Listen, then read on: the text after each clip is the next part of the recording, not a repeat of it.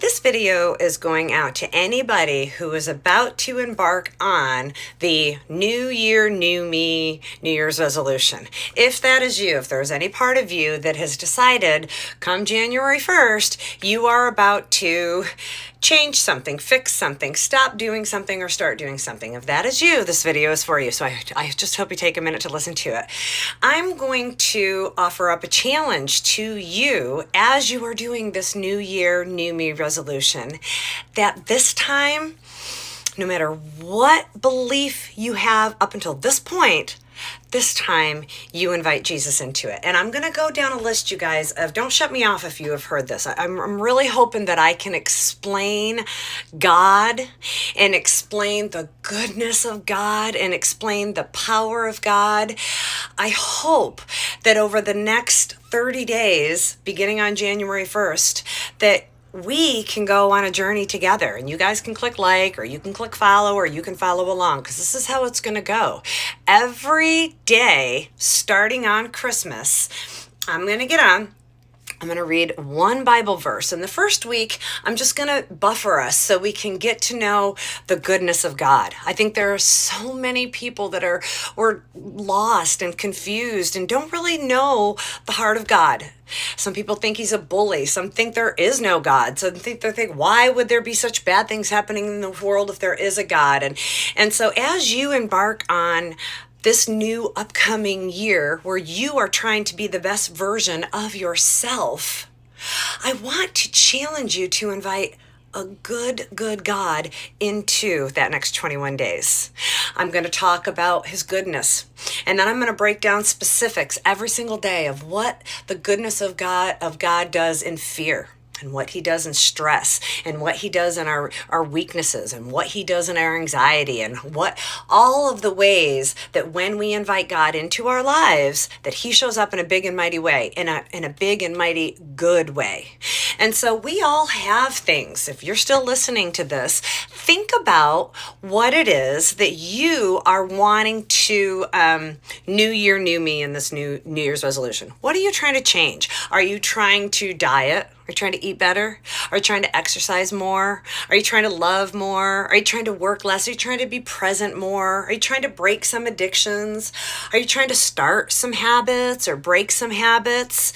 If that is you, what I challenge you to do on this going into 2025, I challenge you to invite God into it with a prayer and fast. And let me just explain just a little bit to you about prayer and fast. Number one, the fast part. The fast part is going to be anything that you have decided, I'm going to quit. All right, I'm going to quit drinking for 21 days. All right, I'm going to quit partying for 21 days. I'm going to quit eating sugar for 21 days. Or it's whatever you're going to start. I'm going to start drinking more water this month. I'm going to start going to the gym. Whatever it is that you either want to add or take away, that is your fast part, okay? 21 days you commit to that. The other part of it is the prayer part. And this is the part where you invite God in, and you invite his goodness in, and you invite his strength in. Because if you are anything like me, if you've done a New Year's resolution in the past, you are only as strong as your will. And once you're ready to stop doing what you started, or break it, or you want it, or you need it, or you got to have it, or you don't feel like it, whatever it is, that's when that New Year's New Me stops. But with God, when you start bringing in his power and his strength and his will, it's when everything changes. There's a Bible verse, Mark chapter 9, verse 29, that says this. It says, this kind can only be driven out with prayer and fast. This kind, God says, there are things inside of you that are leading you to keep on doing what you're doing. There are things inside of you that you're unaware of, truths that you're believing, things that you're standing behind, things that you're not able to get a grip on, that God says you don't have the strength or the ability or the wisdom or the knowledge or the will to do it on your own. God says, I know. But with me, with prayer and fast, we can drive those things out together. And God knows that. That's why he has prayer and fasting in the Bible. That's why Jesus prayed and fasted. That's why it has many examples in the Bible. And the whole point, it's not that God needs our sacrifice. Okay, it's not. He doesn't need anything from us. It's that God knows we hold on to so many things of this world that we think are going to make us happy. They're either going to make us happy, they're going to give us money, they're going to get us rich, they're going to get us perfect, they're going to get us high. Whatever it is, they're going to give us peace. He says, you got too many things that you are holding on to that are of this world. He says, so you go ahead and you just give them up for 21 days. And what that does, God says, is it opens up space for God to come in and his blessings to come in and his wisdom. The prayer and fast is not about you giving to God. It's about you putting things down so God can give to you. We are blinded by a lot of things of this world. We desire a lot of things of this world. We work towards a lot of things of this world. And God says, some of these things of this world, you got to set aside for a little while so you can see me. So that's the fast part of it. That's the new year, new me part of it. The most important part of that prayer and fast to God, it's not the fast part. It's not the sacrifice part. He already knows that chances are you can't do it on your own. It's the prayer part. It's the prayer part. Ecclesiastes chapter 5, verse 5 says this.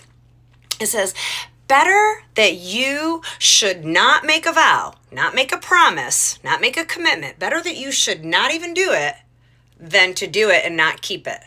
So better that you don't even start. God says better that you don't even start this New Year's resolution than if you start it and you're going to break it. And God says, and the reason why I tell you that is because if you make this promise on your own, or if you make this promise with me, God says, and if you fail, if you don't keep it, if you go off your fast, if you break it, God says, I know you're going to feel guilty. You're going to be like, I failed again. You're going to be like, I can't stick to nothing. You're going to be like, I shouldn't even have started that. I don't even know why I bother. You are going to look upon yourself with ugly eyes. So that's why God says, don't even make the promise if you're not going to keep it, because what you're going to do is you're going to beat yourself up afterwards. He says, but if you make a promise with me, if you come into this new year with me, with a prayer and a fast with me, he says, and if you fail, he says, the cool part about it is with me, I'm not going to let you stay stuck in guilt. I'm not going to let you stay stuck feeling guilty that you failed, feeling bad that you failed, feeling worthless because you failed, feeling like there's no sense. I'm never going to get this. I'm never going to stick to this. I'm never going to break this. God says, if you do it with me, I'm going to give you my strength. I'm going to give you my wisdom. I'm going to give you my joy and my will. And that is how you are going to be successful in it. You start inviting God into the parts of your life that you can't change, or the parts of your life that you want so desperately to fix. You start inviting him in. You start giving up and setting down a few things just for a little while. And in place of that, you just talk to God. The whole part of praying and fasting is, I'm going to let something go and I'm going to talk to God. And this is what you're going to say to God. You're going to say, help me, God, show me, God, guide me, God. I want your will, God. Every time I've tried to quit this habit, I start back up again. Every time I try to add this to my life, I fall back to the same old me. Every time I try to do it on my own, I fail, God. God says, bring me in, because then all things are possible through Christ. There is nothing impossible for Jesus. So starting on Christmas Day, I'm going to get on here, like I said, 7 days of just Bible verses of the goodness of God. And after that, starting January 1st to January 21st, I'm going to go on a prayer and fast. I'll talk to you guys about the things I'm going to give up.